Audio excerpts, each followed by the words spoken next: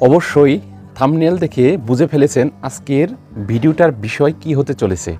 আজকের ভিডিওটার বিষয় হলো আপনি কিভাবে আপনার শিশুর টিকা কার্ডটা পাবেন। কারণ আগে টিকা কার্ডের অনেক সমস্যা হয়েছে বেশ কিছুদিন যাবৎ।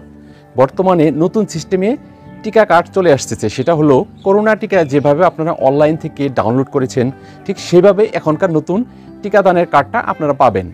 আর সেটা কোথায় পাবেন, কি করতে হবে, সেই বিষয়টা নিয়ে আজকের ভিডিও। আর ভিডিওটি ভালো লাগলে অবশ্যই সাবস্ক্রাইব করবেন, লাইক কমেন্টস করে আমাকে উৎসাহ প্রদান করবেন।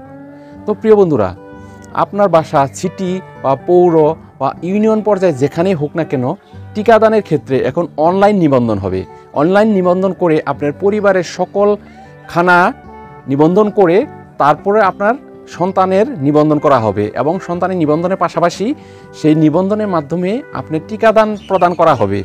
এবং এর জন্য নতুন একটি অ্যাপ চলে এসেছে, সেটা হলো স্মার্ট হেলথ বিডি।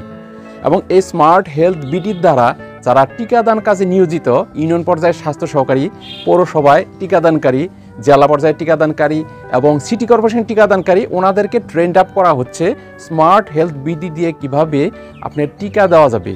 এবং এর মাধ্যমে, এই অ্যাপের মাধ্যমে টিকা দিলে আপনার সন্তানের টিকা কার্ড অনলাইনে জেনারেট হবে এবং সেটা আপনি অনলাইন থেকে ডাউনলোড করতে পারবেন।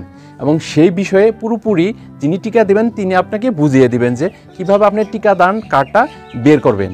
এবং এভাবে দীর্ঘদিনের একটা সমস্যার সমাধান হয়েছে।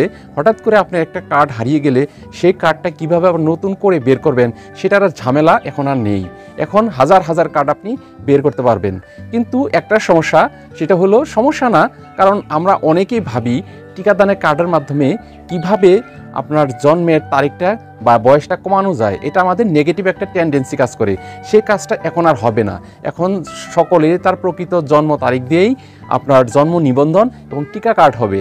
তবে এই টিকা কার্ডের অনেক সুবিধা, এখানে কিউআর কোড থাকবে এবং এখান থেকে অটো জেনারেটেড পিতা মাতার এনআইডি তথ্য নিয়ে নেবে। তো প্রিয় বন্ধুরা, আজকের এই ভিডিওটা যদি ভালো লাগে তাহলে অবশ্যই সাবস্ক্রাইব করে পাশে থাকবেন। ধন্যবাদ।